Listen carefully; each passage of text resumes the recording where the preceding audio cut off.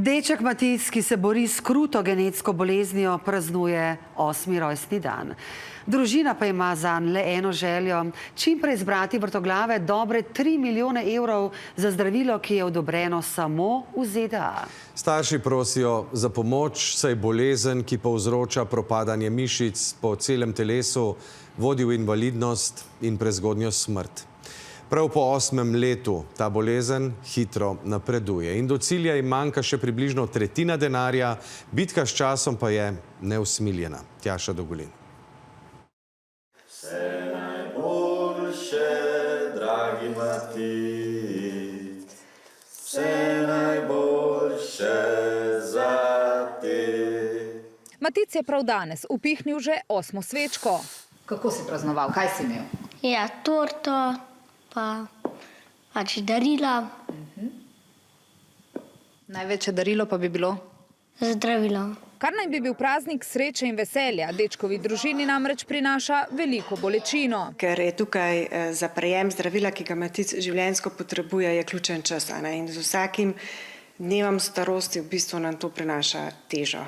In že dolg časa nam Matičevi rojstni dnevi ne prinaša nekega veselja. Stiska je letos še večja, saj začne bolezen prav po tej starosti hitreje napredovati. Lahko že čez 2 leti sledi invalidski voziček in to gre potem pač po vseh mišicah telesa, na funkcijo rok, potem tudi srčne, dihalne mišice. Zdravilo načeloma vleče tisto konstanto potem naprej, povzročene škode pa žal ne odpravi. Tako da je priporočljivo, da se zdravilo prejme čim prej. Pogoj za to je tudi, da nima protitelesno določen virus oziroma se z njim ne okuži, kar povzroča družini dodaten strah. Probamo ga čim bolj izolirati, v šoli nosi masko, čim manj se druži z vrstniki. Prva genska terapija za Dušenovo mišično distrofijo je na voljo čez lužo, a za enormne 3 milijone in 200 tisočakov.